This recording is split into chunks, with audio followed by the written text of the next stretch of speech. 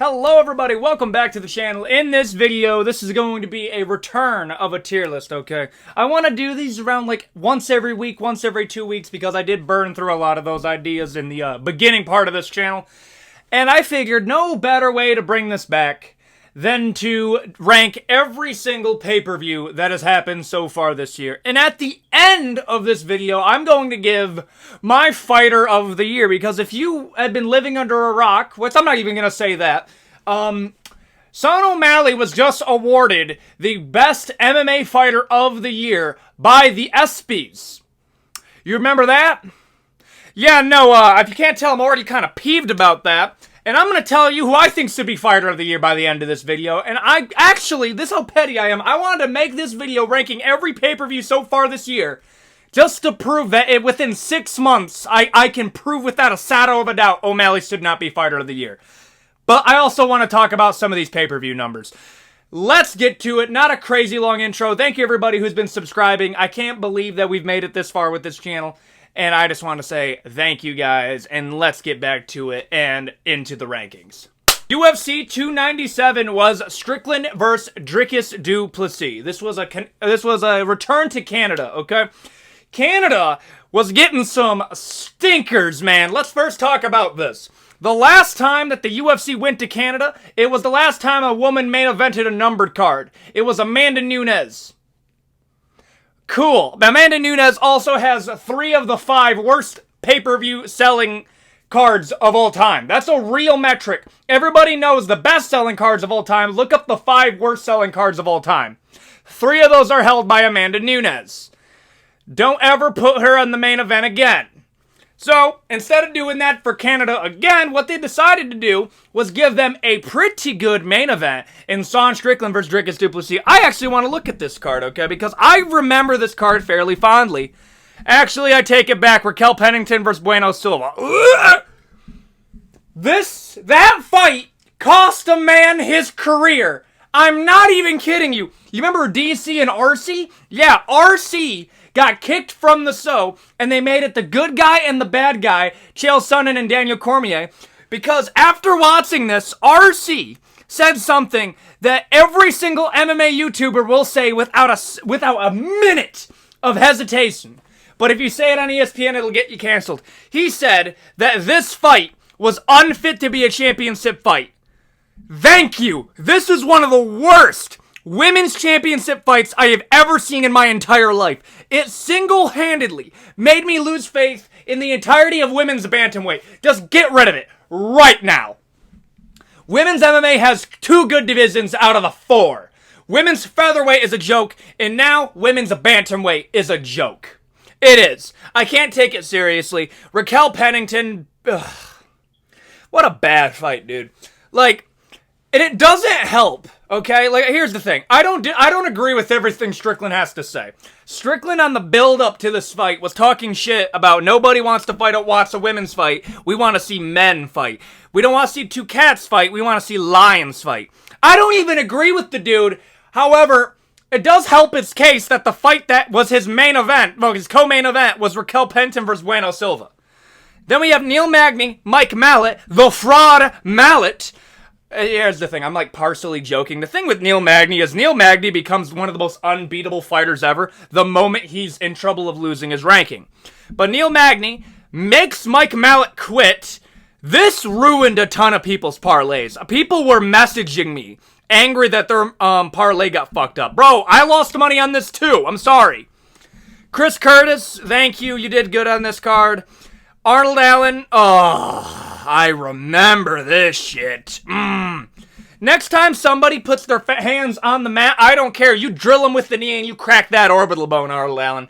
If you're going to get a point deduction, you might as well just get a DQ. Charles, the prelims were not that good for this one. Ooh, yep. I'm going to have to dock a point. Who the fuck? What is going on with these prelims? Charles Jourdain, son, this wasn't even that good of a fight. Who am I kidding? I'm trying my best to play devil's advocate. That was not. Yeah, okay. Dude, you know how bad this was? Strickland versus Dricus du Plessis actually was fight of the night. If I were to tell you before this fight came out that this card was going to be so boring that Strickland got a fight of the night bonus, you would automatically not tune in. I like Strickland. Strickland's fighting to the death is just being at Reigns for 5 minutes. Like, I give credit to Dricus du Plessis for taking the fight to Strickland here and making it a fun fight. I do think Strickland won. I think Strickland should have won this. It was a split decision. I favored Strickland to win this fight, and I had him winning. However, I accept my biases, and I'm not going to hold on to the past. Overall, this card, though, okay, looking back at the full thing, holy shit, I might actually have to put it in D tier. You know what? C tier. I'm putting UFC 297 in C tier, not quite D tier. There's one other card on here that I might put in D tier. I think C tier. Mid. Very mid card. Very mid card. UFC 298, Alexander Volkanovski versus Ilia Topuria. Let's take a look at this card, shall we? Okay. Number one, main event, love it. What people don't know about this fight is Volkanovski versus Topuria was supposed to be the co-main event on UFC 297. And then after Volkanovski got KO'd by Islam Makhachev on short notice, they were going to do Topuria versus Max Holloway for the interim title as the co-main. And then Volkanovski said, no, I can make UFC 298, and they made it the main event. So, yeah, that's how this card was made. First off, this was it hurt to see Volkanovski go down. However, this legitimately was some of the easiest money I've ever made. There are very few predictions that I have made in my life that, honestly, somebody should make a highlight reel of some of these. I predicted the Ilia Topuria fight. Like, this is going to sound... I don't get a lot of predictions this right. Let me stress that enough. I predicted this fight down to the movement. I said round one, Ilia Topuria was going to get his movement. He was going to get stocked. He was going to get socked with a jab over and over again because Ilia Topuria is a slow starter. He doesn't have to worry about the kicks because Volkanovski isn't going to be throwing a lot of kicks. He threw the most kicks in his entire career against Ilia Topuria. Love Volk. Volk isn't built for head kicks. Then they go into the second round. I said Ilia Topuria was going to control the octagon, get him to the cage, land a crisp shovel hook to the ribcage, overhand right, slumped, one more hit to take him down, done. I predicted this fight perfectly, and that's why I kind of remember it with like, I got that one. Honestly, though, Ilia Topuria did great. Robert Whittaker versus Paulo Costa was a great fight. It was a great fight. I got nothing to say here. Ian Machado Gary. This was when, like, I'll tell you this right now. Ian Gary fighting Jeff Neal. Okay? This was not the fight to have a bad performance. It was not. This was not the fight to have a bad performance. Ian Gary was just going through the drama of his life. You had the whole Ian and Ian Gary's wife saga, which was not a good thing for his career, only to get a split decision win over Jeff Neal. There are very few fighters that get a split decision that become more popular afterwards, okay? Ian Gary, okay, this was just not a good performance, okay? Like, I'm not going to knock down the whole card for this one overall. I'll give him a pass. I'll give him one bad card in the main. Merab Dvalishvili versus Henry Cejudo. Great performance for Merab, bro. I think I've gone the full cycle. I went from hating Merab for the Jose Aldo shit, and I just think Merab has slight autism. I really do. I think Merab is a socially awkward person, and I think that whole I don't think Merab meant it as disrespect for announcing Jose Aldo's retirement. I legitimately think he was trying to be a good dude, but just did this was some shit like, you tell your friend, yeah, don't act natural, don't say anything, and then he rolls up to the police officer and says just like, "What you doing, pig?" Like, you didn't have to be that socially awkward, bro. All you had to do was shut the fuck up and say, "Jose Aldo, great fighter. I won. Awesome." That's all you had to do. But Merab against Henry Cejudo, thank you. That was a retiring performance. I don't know what the hell Cejudo's planning on doing. Anthony Hernandez versus Roman Kopylov. I picked Roman Kopylov to win, so let me give you an idea here. I picked this card perfectly Well, the main card at least, my bad. I picked the main card perfectly, except I got this one wrong. But damn, Anthony Hernandez looked like him in that fight. Respect to him. Good fight.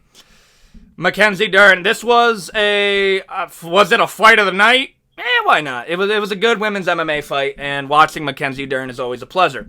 This was the fight where his brother couldn't make it, and they asked the other brother to make it, and that's why this fight was able to be made, and it was a pretty rough performance. De Lima can actually throw leg kicks. Rinyan Nakamura versus Carlos Vera. Oh, this was the one where the bro couldn't fucking defend a leg lock. What the hell was that, bro? Imagine being a minus 1,300 favorite, okay? $100. Ugh. Dude, if you put $100 on Carlos Vera, that's $800, bro. Like, imagine being that big of a favorite and taking it to a decision. What a terrible performance, man. Like, I don't care. That was rough. The Chinese, Alex Pereira, amazing fight. Amazing fight. Damn, bro, they just cloned Marcel Pereira and just called him Brenson. What the fuck? Josh Quinlan versus Danny Barlow. Ooh, I remember this one. This one was bad, dude. Josh Quinlan was running like a track star as bro was getting rocked. Good job on the referee. Val Woodburn! Oh, yeah, dude. Dude, the career of Val Woodburn is like an SNL skit. First fight in the UFC. Who do I get? Bo Nickel. Who's my next fight? Oben Elliott? Oh, I might do well. Okay, I'm just going to go in a weight class that I don't belong in. Almost win the fight, but then lose after getting gassed out. How do I rank this? How do I even rank this, dude? I'm going to put it in B tier. I think B tier is valid. Oh, I take the prelims into account, okay? I rank the main card. If there's one bad fight on the main card, that automatically knocks you from S tier. For you to be an S tier, it has to be banger after banger after banger. I will be ranking very heavily on the main card because that's actually what I have to pay for. I pay for the pay-per-views. I'm not shaming you. I also actually get a tax write-off because this is now my occupation. I'm not saying pirate. All I'm saying is do what you gotta do to be an MMA fan. That's all I'm saying, bro. UFC 299. Let's see what we got.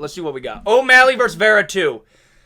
Y'all remember when people were worried that this was going to take away from UFC 300? And it did. It did. I'm glad that turned out to be true. But UFC 299, O'Malley versus Vera 2. Keep in mind, okay? This to ESPN is enough to make you the UFC 2024 Fighter of the Year. I want you to think about that, okay? This apparently is enough to make you the best fighter in the UFC. Beating Chito Vera, a dude who was never meant to fight for the title. This makes you the best guy in the UFC. I keep on bringing that up because what's else gonna happen? O'Malley versus Marlon Vera. I predicted this one again perfectly. The ones that I predicted perfectly, I'm going to say I predicted perfectly. I've gotten a lot of predictions wrong. You guys watch my videos, you guys know. But when I do a perfect prediction, I'll do it. I predicted O'Malley was going to take him to a very dominant 5-round decision win. I didn't think he was going to TKO him because I think Marlon Vera is legitimately a stone man wrapped in sandpaper with an X-Men Wolverine healing factor. I think he's just a different type of human. He looks like if I punched him in the face, it would hurt my hand. That is a different type of human. But I did predict this one. Performance of the night bonus, though? Really? Okay. Dustin Poirier versus Benoit Saint Denis. The diamond was back, dude. I was so fucking hyped watching this, man. Watching this one live. This is in my top moments of the year. I might do another tier list of the best moments of this year. Dustin Poirier. Oh, dude. Finishing Benoit Saint Denis.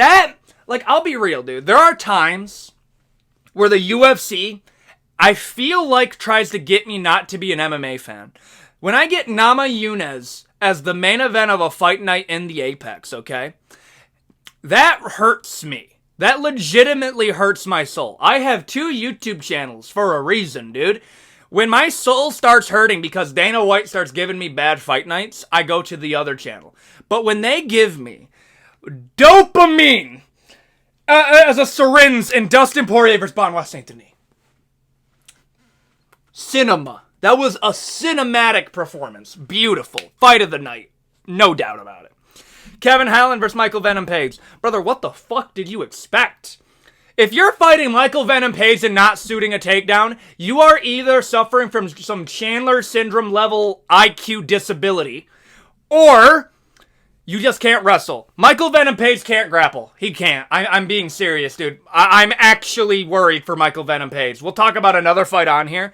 He got the win, and I'm happy he did, because I feel like Kevin Holland, I'm not the only one to say this. I'm not even the one that started this take. This has been a take for a while. I just subscribed to it. Kevin Holland would be the best fighter in the UFC if he just had a little bit more of a dog in him.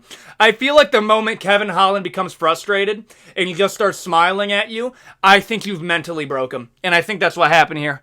MVP, frustrated Kevin Holland, and he lost to himself. Gilbert Burns versus Jack Della Maddalena. This was depressing, bro. Like, oh, damn. This one had a lot of ups and downs. Holy shit, bro.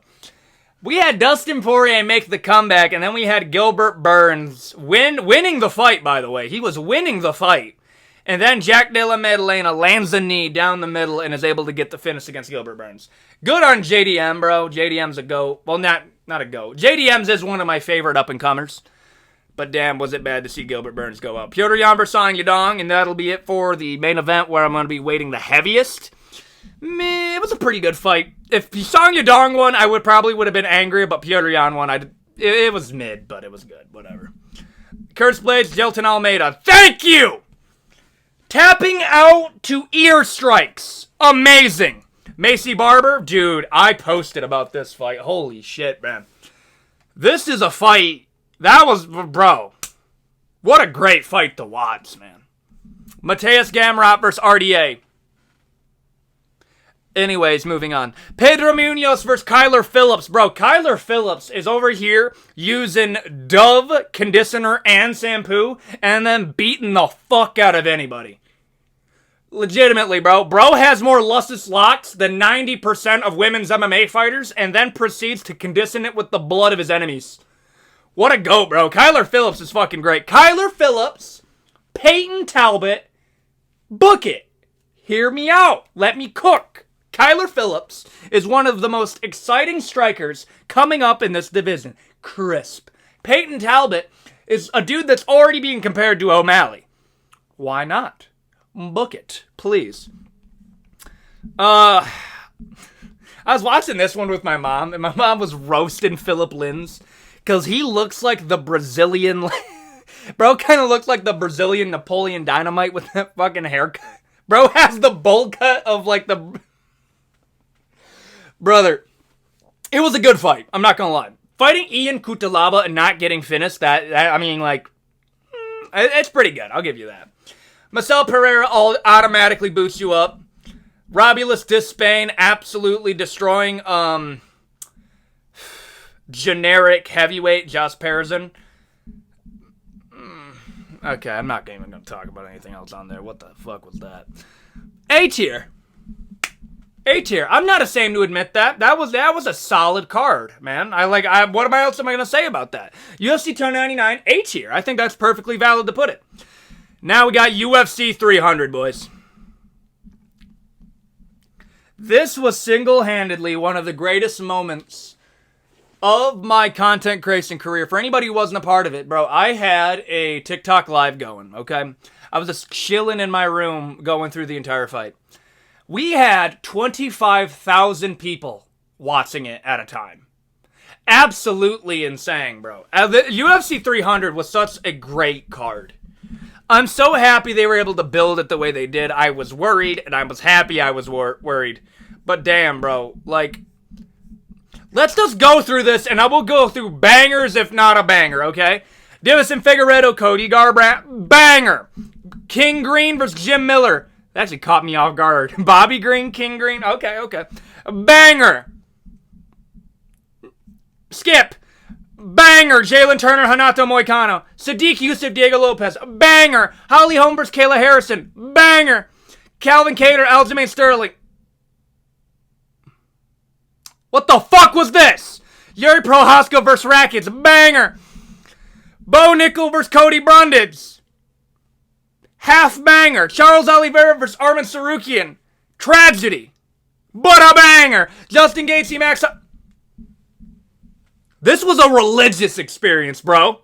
Fight of the night, performance of the night. Give this man $600,000. Give him a flight to Hawaii, followed by a parade for him and his family. This man is fucking him, the BMF Max Holloway. Justin Gaethje is that guy as well. But damn, was this not... This is one of the greatest moments I've ever seen, okay? I was actively fucking spazzing on my mattress watching this shit because it was one of the greatest things I've ever seen, bro. I actively pinched myself because I thought it was made up. Zhang Weili versus Yao Xiaonan. Good fight. Disappointed in Zhang Weili. Alex Pereira versus Jamal Hill. Banger. Okay. Like, come on, bro. S tier.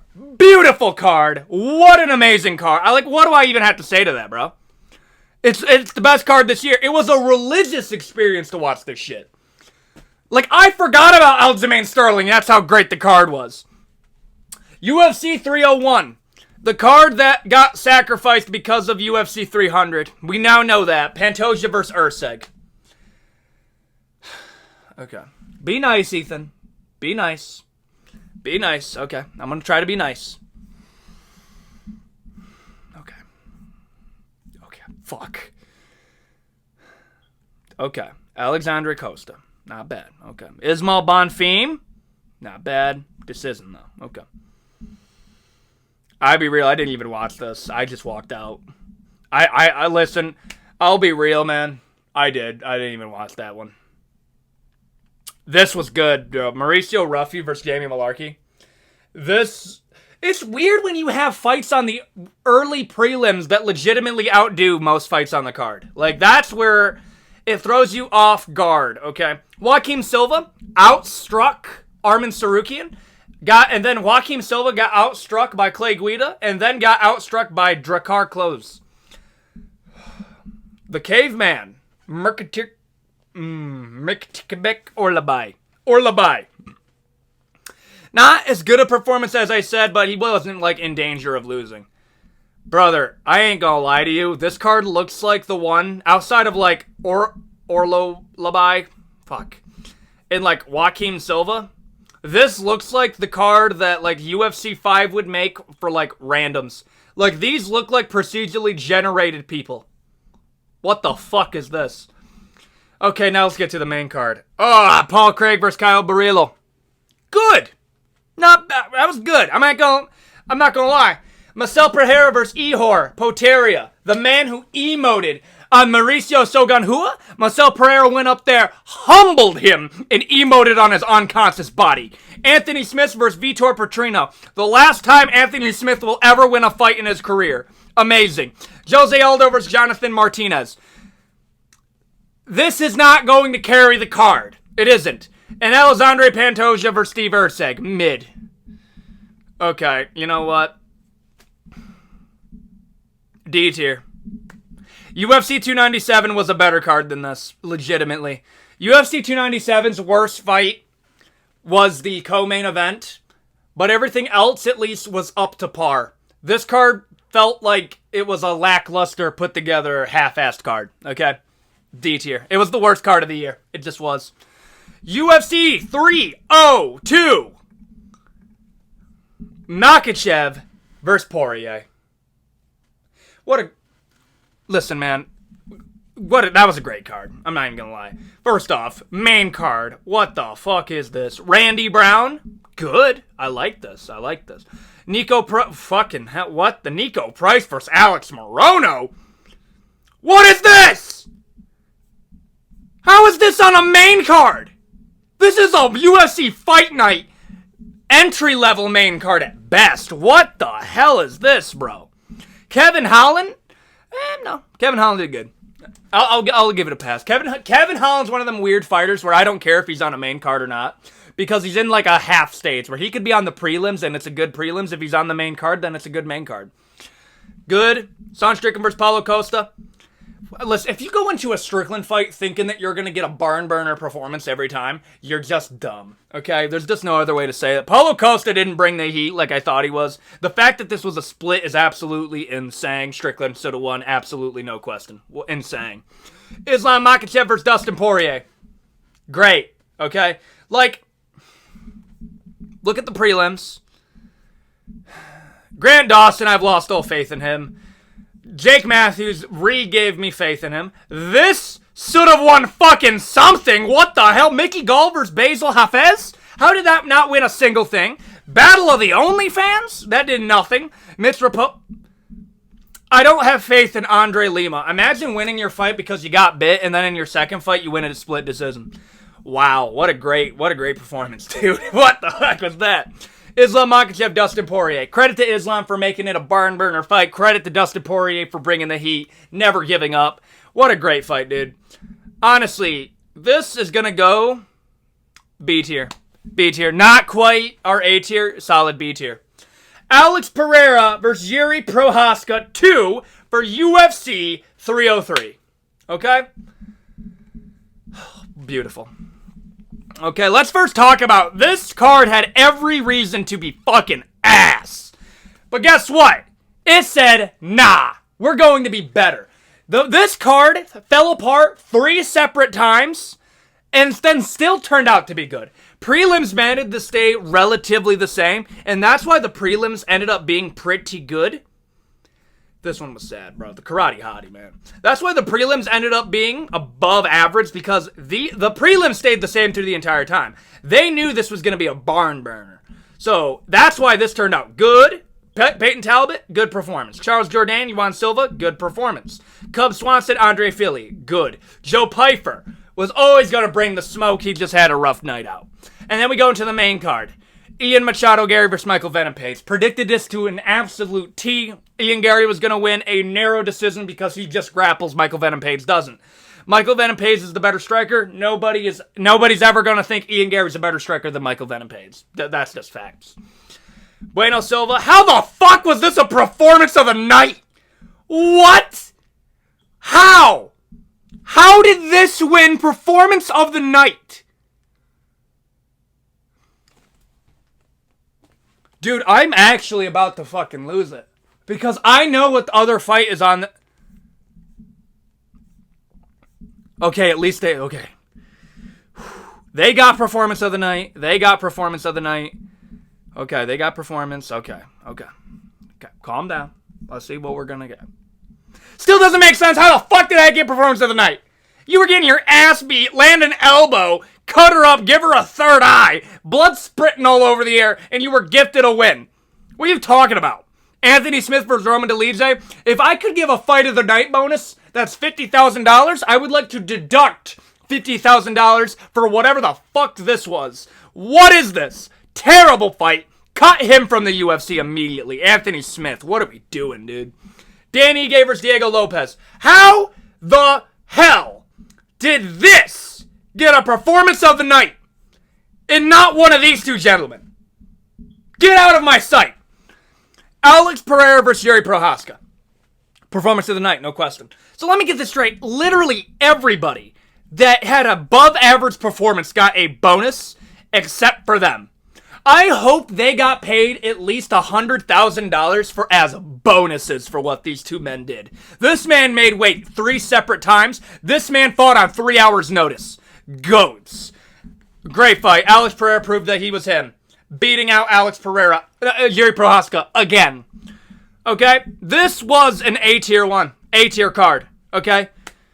Like, I think UFC 299 beats it by a hair, but it's that close. What a great card for UFC pay-per-views. We only had 2 stinkers, okay? And other than that, it was great. And I want to tell you, that I'm sure this is not going to be surprising to anybody. Now, you look at these cards, okay? And you tell me, in the year of 2024, who do you think should be Fighter of the Year? Let's go over the nominees, shall we? Zhang Weili, Islam Makhachev, Alex Pereira, and O'Malley. These were the actual ESPN nominees for Fighter of the Year. Who Who do you think won? O'Malley. O'Malley fought Chito Vera, and that puts him above everybody else. Fuck no. Alex Pereira is the undisputed greatest fighter of 2024, not even close. He is ranked higher than Sean O'Malley. He has defended the title 2 times already on UFC 300 and UFC 303. What the hell? ESPN is full of corrupt people, dude. Okay? Like, understand. I never want to hear their opinion on a combat sport again.